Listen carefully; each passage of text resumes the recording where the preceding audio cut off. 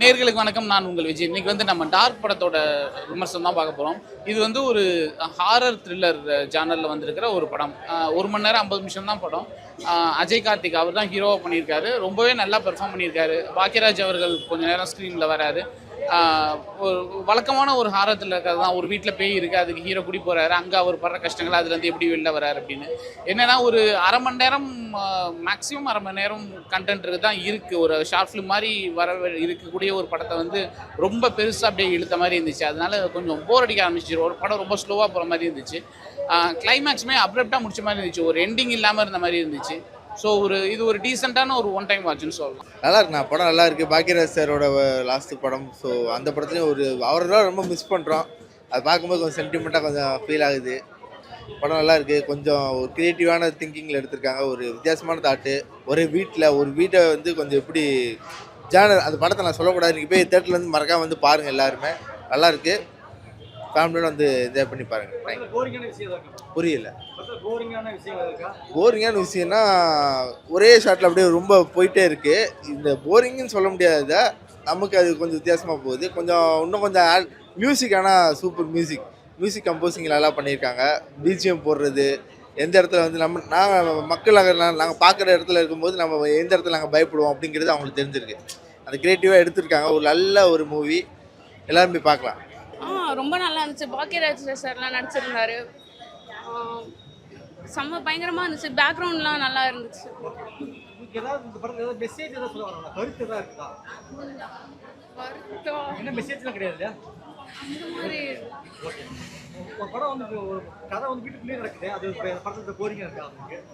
இல்லை செம்ம இன்ட்ரெஸ்டிங்காக தான் இருந்தது. அவங்க ஹீரோயின்லாம் பேயானே தெரியாத மாதிரி செம்மையாக நடிச்சிருக்காங்க. இதில் எப்படின்னா ஹீரோ வந்து சுற்றி அடிச்சுட்டு வந்து அவர் வந்து கண்டுபிடிச்சாரு என்னடா அது, ஏன்னா எல்லாருமே அந்த வீட்டில் இருக்கிற எல்லாமே பேய், ஆனால் அவருக்கு தெரியாது. அதுக்கப்புறம் கடைசியாக வந்து காட்டும் போது அந்த போலீஸ்கார் வந்தானே தான் தெரிஞ்சுது. சீரியஸ் படம் தான். லைட்டாக சில விஷயம் வந்து காமெடியாகவும் இருந்துச்சு. ஹீரோ வந்து என்னடா பண்ணுறீங்க அப்படின்னு அது நல்லா இருந்துச்சு. நல்லா இருந்துச்சு. மூவி பார்க்குற மாதிரி இருந்துச்சு. ரொம்ப பயங்கரமாகவும் இல்லை, ஓகே. மியூசிக்லாம் கேட்கும் போது ரொம்ப பயங்கரமாக இருந்துச்சு. ஹீரோ வந்து நல்லா நடிச்சிருக்காங்க. ஹீரோயினும் அதுக்கு ஏற்ற மாதிரி நடிச்சிருக்காங்க. ஃபேமிலியோட வந்து பார்க்கலாம். பாக்யராஜ் ஃபேஸ் ஒரு மாதிரி எரிஞ்சா மாதிரி வந்துருந்தது, அந்த பார்த்து ரொம்ப பயந்துட்டேன். ஒரு நாய் ஃபேஸ் மாதிரி வந்து அதுவும் எரிஞ்சா மாதிரி வந்தது, அது ரொம்ப பயங்கரமாக இருந்துச்சு. இன்டர்வலுக்கு அப்புறம் எனக்கு முடியும் போது தான் தெரிஞ்சுது. ஹீரோயினும் நல்லா இருந்துச்சு. டார்க் படம் நல்லா இருக்கு. ஸோ அந்த படத்தில் என்ன சொல்கிறாங்கன்னா, சைக்காலஜிக்கலாக வந்து ஒருத்தவனை டவுன் பண்ணால் அந்த தூக்கம் இல்லாமல் டவுன் ஆயிடுச்சுன்னா வச்சுக்கோங்களேன், பிரச்சனை ஆகிடும். ஸோ அதுதான் சும்மா பேசிக்காக வந்து சொல்கிறாங்க. பயமுறுத்தி வந்து சைக்காலஜிலாம் டவுன் பண்ணுறாங்க, அவ்வளோதான். மற்றபடி பயப்படுற அளவுக்கு எனக்கு எந்த ஒரு விஷயமும் தெரியலை. டார்க் படம் பேய் படம்னாங்க, பேயவே காமிக்க மாட்டேன்றாங்க, அந்த பயத்தை மட்டும்தான் காமிக்கிறாங்க. அப்படி தான் இருந்துச்சு. அண்ட் மியூசிக் நல்லா இருக்குது, சாங் சூப்பராக இருக்குது. அண்ட் எடிட்டிங் கரெக்டாக கொடுத்துருக்காங்க, ஸ்க்ரீன் பிளே எல்லாமே கரெக்டாக கொடுத்துருக்காங்க. ஆனால் எனக்கு இப்போ வரைக்கும் பயம் வரல, அவ்வளோதான். ஆமாம், பயமே இல்லையே. படம் இந்த மாதிரி ஹாரர் பண்ணால் ஒரு பயத்தை கொடுக்கணும். அது வந்து பரவாயில்லங்க. அந்த படம் ஃபுல்லாக அந்த இதை மெயின்டைன் பண்ணிட்டு வந்து லாஸ்ட்டில் ட்விஸ்ட் கொடுத்தாங்க பார்த்தீங்களா, அது வேறு லெவலில் நல்லா பண்ணிட்டாங்க. ஹீரோயின் தான் பேயின்னு லாஸ்ட்டில் தான் எங்களுக்கே தெரியும். நானே ஷாக் ஆகிட்டேன். நல்லா இருக்கு படம். நல்லா இருந்துச்சு. புதுசாக ரைட் பண்ணியிருந்தாங்க, நல்லா இருந்துச்சு. ஹீரோயின் ஆக்டிங் நியூ ஃபேஸ் மாதிரி தெரியல, நல்லா பண்ணியிருந்தாங்க. நெக்ஸ்ட் வந்து மியூசிக் சூப்பராக கொண்டு போயிருந்தாங்க. செகண்ட் ஹாஃபில் நல்லா ட்விஸ்ட் எல்லாம் வச்சு நல்லா கொண்டு போயிருந்தாங்க. டைட்டிலுக்கு ஏற்ற மாதிரி இருக்குது படம். எல்லாரும் மிஸ் பண்ணவங்கள ஸ்க்ரீனில் பார்த்த உடனே பாதி பேர் அழல ஆரம்பிச்சாங்க, எமோஷ்னல் ஆகிட்டாங்க பசங்களாம். நல்லா இருந்துச்சு. ஃபேமிலியோட வரலாம், ஃப்ரெண்ட்ஸோட வந்து ஜாலியாக போகும். பயப்படலாம், அந்த அளவுக்கு நான் பயப்படல. பாதி பேர் பயந்தாங்க, பட் நான் பயப்படல. எல்லாருமே பேய் தான் அப்படிங்கறது செகண்ட் ஹாஃப்ல தெரிய வந்துச்சு. செகண்ட் ஹாஃப்ல தான். இந்த படத்தை எத்தனை முறை பார்க்கலாம்? ஒரு 2 டைம்ஸ் பார்க்கலாம். எவ்வளவு மார்க் கொடுப்பீங்க படத்துக்கு? ஒரு 7.5 கொடுக்கலாம். ஃபைனல் ஒன்று என்ன மைனஸ் படத்துல? என்ன மைனஸ்னா எனக்கு மைனஸ் இல்லை, பட் எனக்கு புரியலை. ஃபர்ஸ்ட் ஹாஃப் வந்து எனக்கு புரியலை. ஸோ செகண்ட் ஹாஃபில் அது கரெக்ட் பண்ணியாச்சு. என் பேர் அன்சனா நேத்ரன். டார்க் வந்து என்னோட டெபியூ ஃபிலிம். டார்க் வந்து என்னோட ஃபர்ஸ்ட் ஃபிலிம். எனக்கு மட்டும் இல்லை, இது director Kalyan sir, hero Ajay Karthi, எல்லாருக்குமே வந்து இது டிஓபி ரவிசக்தி சார், எல்லாருக்குமே இது ஒரு ஃபர்ஸ்ட் ஃபிலிம். எல்லாரும் படத்துக்காக நிறைய மெனக்கிட்டு பண்ணியிருக்கோம். தேட்டர் வந்து பார்த்து எக்ஸ்பீரியன்ஸ் பண்ணக்கூடிய ஒரு படம். வீட்டில் பார்க்குறத விட தேட்டர் வந்து பார்த்தா தான் நல்ல ஒரு எக்ஸ்பீரியன்ஸ் கிடைக்கும். பார்த்த வரைக்கும் எல்லோரும் நல்லா என்ஜாய் பண்ணி பார்த்த மாதிரி இருந்தது. நல்ல ரிவ்யூ சொல்கிறாங்க. கிளைமேக்ஸ் எதிர்பார்க்கலன்ற மாதிரி வந்து சொல்கிறாங்க. கண்டிப்பாக வந்து தேட்டரில் வந்து பாருங்கள், சப்போர்ட் பண்ணுங்கள்.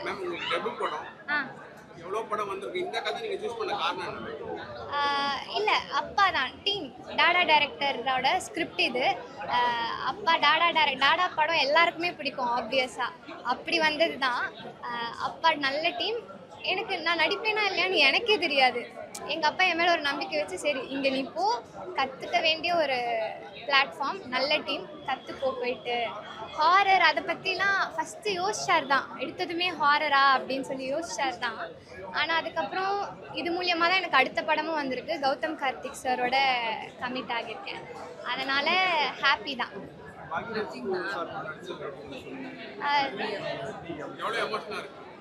சார் பார்த்ததே ஒரு பெரிய பிளெஸ்ஸிங் தான். சார் கூட எனக்கு ட்ராவல் பண்ணுறதுக்கு எனக்கு அவ்வளோவா ஆப்பர்ச்சுனிட்டி கிடைக்கல. பட் சாருக்கு பொண்ணாக பண்ணியிருக்கேன் படத்தில். அதுவே ஒரு பெரிய பாக்கியமாக நான் பார்க்குறேன்.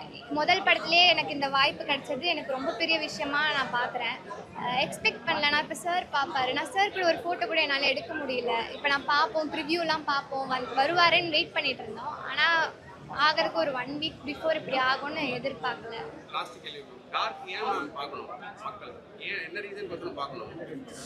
எனக்கு தெரிஞ்சு இது ஹாரர் மட்டும் இல்லை, குழந்தைங்கலேருந்து எல்லாரும் பார்க்கலாம். இதில் சைக்கலாஜிக்கல் ட்ரீட்மெண்ட் பேஸ் பண்ணி படம் இருக்குது.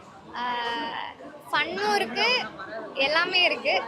ஃபுல் காமெடி ஹாரர் அந்த மாதிரி இல்லை. ஒரு நல்ல ஒரு கிட்டத்தட்ட ஹாலிவுட் பேஸ் அந்த மாதிரி இதில் மூடில் தான் இருக்கு படம்.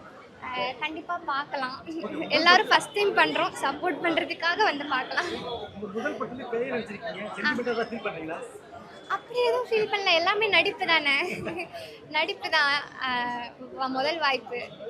படம் ரொம்ப நல்லா இருந்துச்சு. உண்மையிலே ஒரு டார்க் மூவி, ஒரு வித்தியாசமான ஒரு ஸ்மால் பட்ஜெட்டான ஹாரர் மூவின்னு சொல்லலாம். எனக்கு என்னென்னா அந்த படம் பார்க்கும்போது ஸ்டார்டிங் என்னடா ஒன்றுமே புரியலையே அப்படிங்கிற மாதிரிலாம் இருந்தது. போக போக கிளைமேக்ஸில் கொடுத்த எக்ஸ்பிளனேஷன் ரொம்ப டிஃப்ரெண்ட்டாக இருந்தது. எதிர்பார்க்கவே இல்லை அந்த எக்ஸ்பிளனேஷனை. படம் வந்து எனக்கு ஒரு சீன் தாண்டி எனக்கு அந்த ஹீரோவோட ஆக்டிங்கில் அவன் பயப்படுறதை தாண்டி எனக்கே வந்து ஒரு செகண்டு நம்மளுக்கும் இதே மாதிரி சைக்காலஜிக்கல் ப்ராப்ளம் இருக்குமோ, நம்ம இந்த இடத்துலலாம் பயந்துருக்குமே அப்படிங்கிற அளவுக்கு யோசிக்க வச்சது. ஸோ அவரோட ஆக்டிங் அந்த அளவுக்கு சூப்பராக இருந்தது. உண்மையிலே அந்த பேயை காட்டுற ஒரு இடத்துலையுமே கண்டிப்பாக பயம் இருந்தது. இன்னொரு வாட்டி ஒரு சைலண்ட்டாக யாருமே இல்லாமல் படம் பார்க்கணும், தைரியம் இருக்கான்னு செக் பண்ணி பார்க்கணும் அப்படிங்கிற மாதிரி இருந்தது. ஏதாவது உங்கள் ஃப்ரெண்ட்ஸ் எல்லாம் வந்துட்டு நான்லாம் ரொம்ப தைரியசாலிடா அப்படின்னு சொன்னாங்கன்னா இந்த படத்தை வந்து உட்காந்து சைலண்ட்டாக யாருமே இல்லாமல் பார்த்தா கண்டிப்பாக பயந்துருவான். ஒரு சீனுக்காவது பயப்படுவாங்க. அந்த மாதிரி இருந்தது. ஒரு சில இடங்களில் வந்து ரொம்ப ஹியூமன் சென்ஸ் ட்ரை பண்ணியிருக்காங்க. அதெல்லாம் ரொம்ப நல்லா ஒர்க் அவுட் ஆகிருந்தது. ஆக்சுவலி பாக்யராஜ் சாரோட ஆக்டிங் ரொம்ப சூப்பராக இருந்தது. அவரை மிஸ் பண்ணுறதா ரொம்ப வருத்தமாக இருக்குது உண்மையிலே. ஏன்னா லாஸ்ட் மீட்டில் கூட அந்த ஒரு சீனில் கூட அந்த ஹியூமர் சென்ஸோட ஒரு ஆக்டிங்லாம் பண்ணியிருப்பாரு. அவ்வளோ சூப்பராக இருந்தது. எனக்கு என்ன ஒரே ஒரு கோபம்னா, அப்படி போடு சாங்கெலாம் நாங்கள்லாம் செலிப்ரேஷனுக்காக யூஸ் பண்ணிட்டு இருந்தோம். இவங்க என்னென்னா பேய்க்காக யூஸ் பண்ண ஆரம்பிச்சிட்டாங்க. அதுதான் அப்படியே அந்த இடத்துலலாம் எந்த மாதிரி பாட்டுறா இது, இப்போலாம் யோசித்தனா பேய் தானடா வரும் மைண்டில் அப்படிங்கிற மாதிரிலாம் தோணுச்சு. ஸோ படம் ரொம்ப நல்லா இருந்தது, சூப்பராக இருக்குது. எல்லோரும் தேட்டரில் வந்து பார்க்கலாம். ஒரு நல்ல படம் தான். ஒரு சைக்காலஜிக்கல் ஹாரர் த்ரில்லருக்கான ஒரு படம். அதுக்கான ரொம்ப அந்த ஜேர்னருக்கு ரொம்ப ஜஸ்டிஃபை பண்ணியிருக்காங்க. சிம்பிளாக சொல்லணும்னா கிளைமேக்ஸ் மட்டும் இன்னும் கொஞ்சம் பெட்டராக பண்ணியிருக்கலான்ற ஒரு வருத்தம் தான். அதை தாண்டி ஒரு நல்ல முயற்சின்னு சொல்லலாம். எல்லாமே புதுமுகம். பட் அப்படி தெரியல, எல்லாம் நல்லா நடிச்சிருந்தாங்க. பேக்ரவுண்ட் ஸ்கோர் அண்ட் சினிமாட்டோகிராஃபி தரமாக இருந்தது. ஒரு பேய் படத்துக்குரிய அத்தனை விஷயங்களுமே டைட்டிலுக்கு ஏற்ற மாதிரி நிறைய இடங்கள் வந்து அந்த டைட்டிலுக்கு ஏற்ற மாதிரி நிறைய இடங்கள் டார்க் பொசிஷனை மெயின்டைன் பண்ண விதம் ரொம்ப நல்லா இருந்தது. ஒரு கியூரியாசிட்டியோட நம்மளை எண்ட் வரைக்கும் கொண்டு போயிருப்பாங்க. இது உண்மையிலே பேய் படமா இல்லை சைக்காலஜிக்கல் த்ரில்லர் படமா அப்படின்ற விஷயத்தை நம்மளுக்குள்ளேயே யோசிக்க வச்சிருப்பாங்க. ஸோ ஓவராலாக படம் பார்க்குறப்போ இந்த சைக்காலஜிக்கல் ஹாரர் த்ரில்லர் படத்துக்குன்னே ஒரு செட் ஆஃப் ஆடியன்ஸ் இருக்காங்க. அவங்களுக்கான ஒரு ஃபுல் ட்ரீட் தான். நிறைய இருந்தது. படம் அதான் சொல்கிறேன், படம் முழுக்க அது எல்லாமே இருந்தது. அது நம்மளுக்குள்ளேயும் கொண்டு வந்தது, நம்மளுக்குள்ளேயே ஒரு பயத்தை ஏற்படுத்துறதுலாம் ரொம்ப நல்லா பண்ணியிருக்காங்க. அது யூஸ்வலாக படங்கள் பண்ணாது. ஒரு ஹாரர் படம்னா பேய் இருக்கா இல்லையான்றதை தாண்டி போயிடும். பட் இது உண்மையிலே பேயா இல்லை இவங்களோட கற்பனையா அப்படின்ற ஒரு விஷயத்துமே நம்மளுக்குள்ளே திணிச்சு நம்மளுமே யோசிக்க வச்சதும் ரொம்ப நல்லா இருந்தது. நல்லா பண்ணியிருந்தாங்க. 1 hour 50 minutes தான். அதுக்கு மேலே படம் எடுத்தாலுமே அது பெருசாக மக்கள்கிட்ட கொண்டு போய் சேர்க்க முடியாது. ஸோ அந்த 2 மணி நேரத்துக்குள்ளே அவங்க சொல்ல வந்த விஷயத்த ரொம்ப அழகாக ப்ராப்பராக அது விஷுவலாக மேக்கிங் பண்ணி மற்ற விஷயங்களுமே நம்மளுக்கு எங்கேயுமே போர் அடிக்காமல் லேக் அடிக்காமல் பெர்ஃபார்மன்ஸுமே குறை சொல்ல முடியாத அளவுக்கு ஒரு நல்ல படம். நல்ல நடிப்பு. அவரை வந்து திருப்பி ஸ்க்ரீனில் பார்க்க முடியாது அப்படின்றது ஒரு பெரிய விஷயம் தான். தொடர்ந்து நடிக்கிற நடிகரும் அவர் கிடையாது, அப்பப்போ வரவர் தான். பட் அப்படி தடனா இந்த மாதிரி ஒரு இன்சிடென்ட் ஆனதுக்கப்புறம் அவர் இல்லைன்ற தெரிஞ்சதுக்கப்புறம் படத்தில் பார்க்குறப்போ உண்மையிலேயே ரொம்ப வருத்தமாக இருந்தது. பட் ஸ்டில் அவர் நடித்த படங்கள் மூலிமா தொடர்ந்து அவர் இருந்துட்டு தான் இருக்க போகிறாரு. இந்த படத்துலையுமே அதே மாதிரி ஒரு முடிவுன்னு வரும்போது கொஞ்சம் கஷ்டமாக இருந்தது. இருக்காங்க, நிறைய இடத்துல காட்டினாங்க. ஸோ அதாவது ஹாரர் காட்டியிருக்காங்க, ஆனால் அது ஹாரராக இல்லையான்ற குழப்பத்தையும் ஏற்படுத்தியிருக்காங்க. ஸோ அது டுவெல்த் எண்ட் வரைக்குமே நல்லா இருந்தது. ஐயோ, அதை நம்பி தாங்க வந்தேன். ஆனால் உண்மையிலே அவரை காமிச்சோன்னே நான் அப்படியே கண்ணு கலங்கிச்சு. அந்த இதில் எல்லாம் நிறைய பேர் என்னை பார்த்துருப்பாங்க. முழுக்க இருந்தேன். அந்த பாக்யராஜ் அவர் ஸ்க்ரீன் பிளே காமிச்சோன்னே அவர் நினைவு வந்துடுச்சு. இதுதான் அந்த படத்துக்கு ஏங்க. இப்போது ஒரு ஹவுஸ் ஓனருக்கு ஒரு பேச்சுலர் வந்து வெளியூரில் வந்து பிழைக்க வராங்கன்னா லாட்ஜி கடைகள்லாம் சில வீடெல்லாம் அழிவாங்க. நம்ம நிறைய பார்ப்பாங்க. இப்போ போர்டெலாம் வைக்கிறாங்க, பேச்சுலருக்கு ஃபேமிலி மேனு போர்டு டூல் போட்டு காலி போடுறாங்க. அப்போ ஒரு வீடு குடி இருந்தால் அந்த ஹவுஸ் ஓனருக்கு என்ன இருக்குதுன்னு தெரியும். அதுதாங்க ஸ்க்ரீன் பிளே. நான் சொல்ல வருது இப்போ சொல்லிட்டீங்க உண்மை. இப்போ ஸ்க்ரீன் பிளே யார்? பாக்யராஜ். அப்போ அந்த ஸ்க்ரீன் பிளே என்ன பண்ண கதாநாயகன் கொண்டு வந்து மக்களுக்கு தெரியப்படுத்தணும். நான் சொல்கிறது அப்போ யாருமே அந்த வீட்டுக்கு போக முடியாது. அப்போ யாருமே அந்த போலீஸ்காரன் இன்வெஸ்டிகேஷன் பண்ண முடியாது. அதுக்கு எதுக்கு போலீஸு காவல்துறையில எதுக்கு? நெட்டே பார்த்து பயந்துன்னு ஓடுறா போலே முடிக்க முடியாமல் இந்த கேஸு. நான் அது கொலையா இல்லை யாரா பண்ணுறாங்களான்னு கண்டுபிடிக்க ஒரு போலீஸ் வருது. சரி, பேயே இருக்கட்டும்பா. பேயை காமிச்சா அப்போ மந்திரவாதிலாம் வருமே ஸ்க்ரீன் பிளேல. அது ஓட்டுறதுக்கு, அந்த வீடை சுத்தம் பண்ணுறதுக்கு நிறைய படம் பார்த்துருக்கணும்ல. உண்மையிலே அதுதாங்க டச்சு. ஹார்ட் அட்டாக்குங்க. அதுதான் எனக்கு டச்சு இந்த படத்தில்.